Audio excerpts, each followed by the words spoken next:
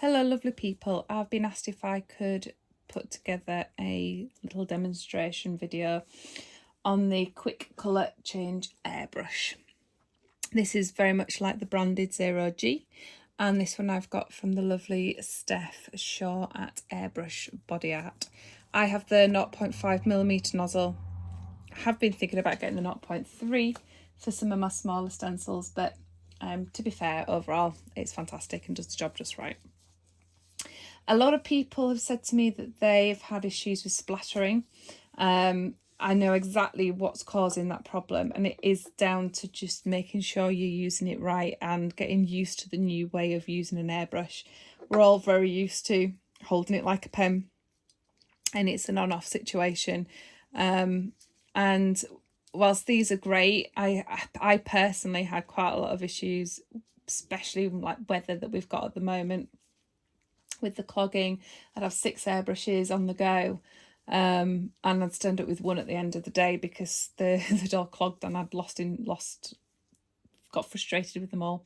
And then of course you've got an hour worth of cleanup at the end. This one, whilst you get very few real issues, most of it's down to user error, and the cleanup is in moments. It's fantastic.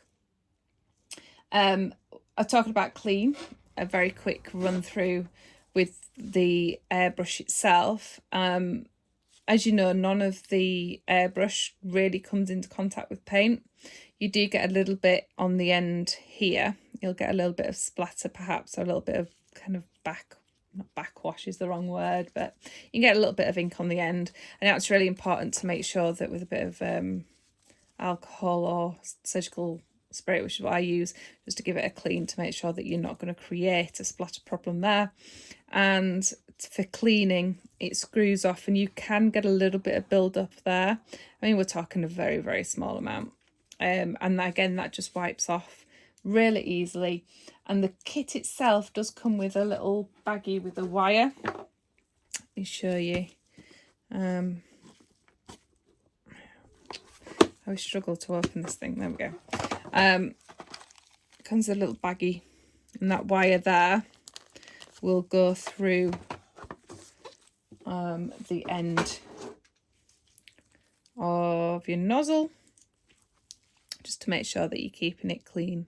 And if you did have any blockages or constant splattering that user error can't kind of claim, if you know what I mean, that would be the way that your next option is just to make sure that that's not clogged with any ink. So I've got this connected to my compressor. I've got a Bambi Silent compressor, and I run this at 3 bar, and that seems sufficient to do everything that I need to do without being too strong. The air is, I will tell you, quite severe. I don't know if you can hear that. It is quite severe, but it's, for me, I found it's quick enough and smooth enough to do what I need it to do. So unlike the normal airbrushes where we hold it like a pen with an on-off situation, we do hold this. I'm not going to say what we hold it like, because if this is going on to Facebook, they don't like words like that, but I'm sure that you get where I'm coming at. So we're wrapping the bottom fingers around. I do often put my pinky just around, trying to get that so you can see, just around the other way, just to stabilize it at the bottom, with my 2 fingers wrapped around the handle that connects to the air supply. And then my thumb is the one that's going to be doing the air on and off, and then this finger is what's going to be turning the ink on and off. So looking at an ink cartridge, they're all very much the same. All the fancy bits happen at this part here. We've got 2 I suppose tops. These are not the bits that you turn to turn the ink on or off. Make sure these are nice and tight so they're not going to come off, but you can fill the little cartridge from either end of those. You can sometimes get some build up and droplets on the end here. Can we see that? It's so difficult there on the end there. That's where you often get, and again, a quick wipe with some surgical spray will just get rid of that. And that's where you're gonna have any drops or anything like that if you haven't done it right, in the right order. That's where your user error comes from. So to insert the cartridge, we're popping it all the way in. It is like a hexagonal, octagon, I don't know how many, I've not counted shapes, so it will only go in one way, as long as you just need to turn it to make sure it's in right. There's a little gasket to hold it in so it's really firm, and just make sure you push it all the way in. And as you can see there, it doesn't actually touch, there is a gap, but the ink will come out of there and the air will go that way and push the ink. So it is really important that you do it use this in a very specific way, or you're going to get splatters, or God forbid you're going to get ink all over the kids' trousers. I must say I have started covering kids. I've got one of those aprons, cloak things that hairdressers use, and I do pop that either over them completely or on the legs, and I often use a bit of kitchen roll just to tuck up if it's a shirt. There is a bit of overspray and it is particularly obvious on some colours other than compared to others. I think it does depend on the consistency, and if you do have a bit of a mind block and you accidentally turn the air off without turning the ink, it can literally, especially on a warm day, just pour out of the end, and the very last thing you want is to get it all over someone's jeans by accident. So this is the one thing that I've done, and it is probably the worst thing that could really happen when it comes to using this, and it's one thing that I'd probably recommend, is just to make sure, if you don't already, maybe I'm behind on the times in this, but just make sure that you've covered yourself in that you've covered the kids or adults' clothing as best you can, in case there's a mishap and you forget to, we all get a bit distracted at times. I suppose the more you use it, the less this will happen, but it has happened to me, luckily not on clothes, but it absolutely has happened to me on skin. So it is a learning curve, and it's just making sure that you are bearing that one in mind. So once we've got it into the holder, shall we say, at the top of the airbrush, I give this just a tiny little turn just to loosen it a little bit, because as we hold this, the thumb, like I say, is going to be operating the air, but your finger here is going to be turning, and I use this area here on the bottle to turn, and what will happen is it will turn at that little hinge there, and it will open this up to allow the ink to come through. It's not turning this black collar, it's turning the whole bottle on the nib, if that makes any sense. And if you put it on when it's tight, put it straight in and try and turn, you'll probably find that you can't do it. So I do just loosen it just the tiniest, and I mean the tiniest, and millimetre maybe, just so that I can operate it with my finger at the slightest touch.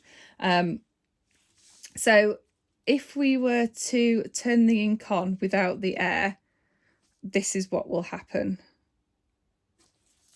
So you can see it's starting to drip, so the ink is coming straight out. If I was to turn, I hope you can see that, if I was to turn the air on now, it's going to splatter everywhere. I'm going to hold that up so you can see, because you might not have seen that. So that's what happens with the ink. I'll do that again so we can see. So I've turned the ink on without having any air, and it's just going to drip. You can see that there, drip. And if I go to spray, it just splatters. And I think that is one of the biggest issues. What I'm going to do now is, there's a little drop of ink at the, you can just see that there. I'm just going to wipe that away, because if I don't do that, we are going to get splatters. So the best way to make sure that doesn't happen, I'm going to spray it upright so that you can see it. I'm not sure this is open all the way. There we go. So we need to make sure that we do this in the right order. Oops, I've left this open. That's not very good. Let me wipe that again. See, user error. Even I've done it.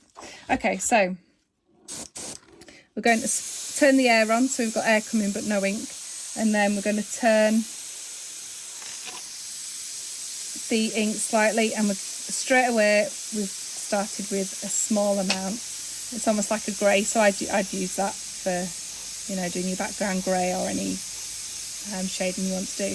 The more you turn, the more ink you get, the denser the spray, as you can see. And I love it. Look how smooth it is. I honestly didn't get it as smooth as this with the pashes. I absolutely love this. So we can go really, really big and really dense. It does kind of come back at you a little bit when it's really open wide like that, but you can cover quite big areas with the 0.5 mil.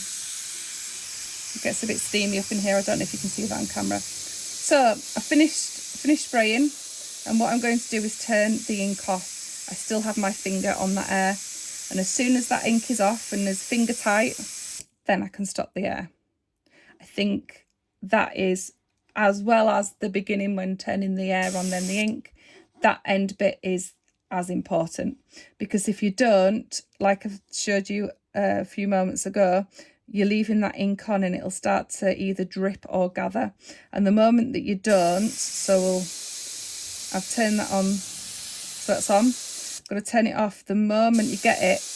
And then if you're doing all this air on and off like that and you're not moving and you're not closing it, you're just going to get splatter. So that is how you're getting splatter. So I'm leaving the ink on and I'm turning the air on and off, and all I'm getting is splatter. With this gun, you really need to be smooth, or you're turning the ink off in between sprays. That is how you get splatter. Loads of splatter.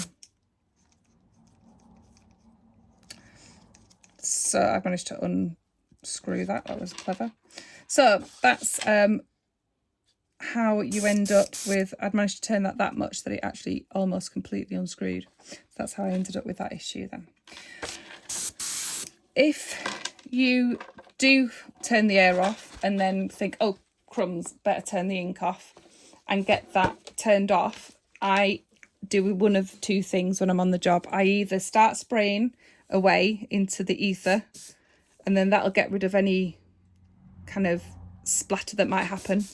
Or if I'm kind of going back, changing colours or going back to the table, I'll give it a quick wipe. That is probably the biggest culprit of splatter, is where you've not turned the ink off, or forgotten, or done it the last minute. You've just gone to spray and there you'll get a bit of splatter.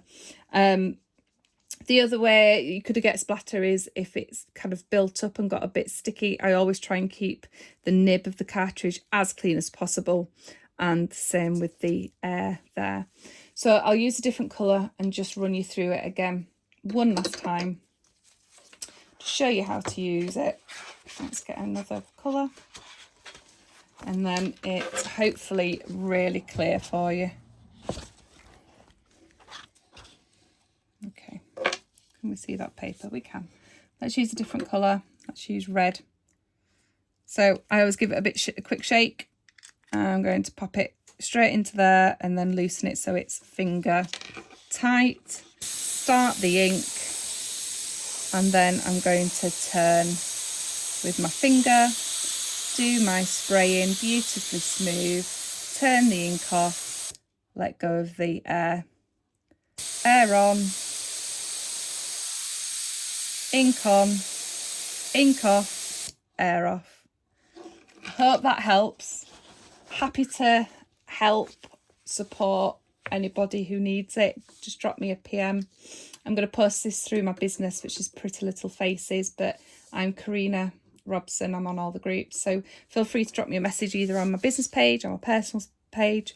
Happy to help. I know these things can be a bit strange when we've been doing something one way forever. I hope this isn't too long. I hope this has been helpful, and I hope this answers any questions, but do please ask any moving forward.